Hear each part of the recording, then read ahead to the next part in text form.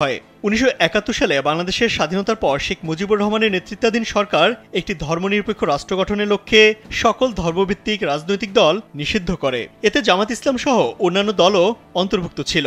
পরবর্তীতে রাষ্ট্রপতি আবু সাদাত মোহাম্মদ সাইমের শাসনামলে ১৯৭৬ সালে জামাতের উপর থেকে নিষেধাজ্ঞা তুলে নেওয়া হয় এবং ১৯৭৯ সালে রাষ্ট্রপতি জিয়াউর রহমানের সময়ে দলটি পুরোপুরি কার্যক্রম শুরু করে।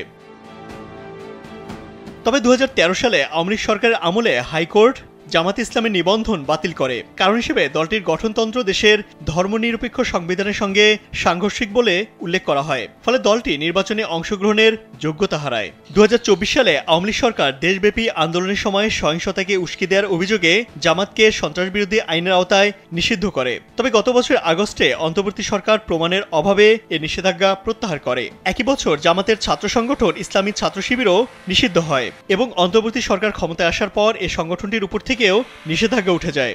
সশস্ত্র বিদ্রোহ ও চরমপন্থী কর্মকাণ্ডে জড়িত থাকার অভিযোগে ১৯৭৪ সালের বিশেষ ক্ষমতা আইনে নিষিদ্ধ করা হয় পূর্ব বাংলার সর্বহারা পার্টি এবং পূর্ব বাংলা কমিউনিস্ট পার্টিকে।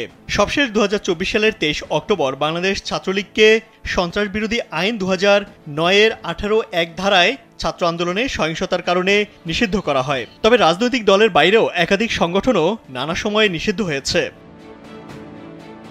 ২০০৫ সালে দেশব্যাপী একযোগে বোমা হামলার পর জামাতুল মুজাহিদিন বাংলাদেশ বা জেএমবিকে সন্ত্রাসবিরোধী আইনে নিষিদ্ধ করা হয়। ২০০৯ সালে সেনাবাহিনীতে বিদ্রোহ উস্কে দেয়া এবং খেলাফত কায়েমের প্রচেষ্টার অভিযোগে হিজবুত তাহরির বাংলাদেশ শাখাকেও নিষিদ্ধ করা হয়। জুলাই আগস্ট আন্দোলনে ছাত্র জনতার উপর হত্যাকাণ্ডের অভিযোগে সম্প্রতি আওয়ামী লীগকে নিষিদ্ধের দাবিতে শুরু হয় আন্দোলন, যার পরিপ্রেক্ষিতে আন্তর্জাতিক অপরাধ ট্রাইব্যুনালে বাংলাদেশ আওয়ামী লীগ ও তার নেতাদের বিচার কাজ শেষ না হওয়া পর্যন্ত দলটির যাবতীয় কার্যক্রম নিষিদ্ধ করার সিদ্ধান্ত নিয়েছে অন্তর্বর্তী সরকার।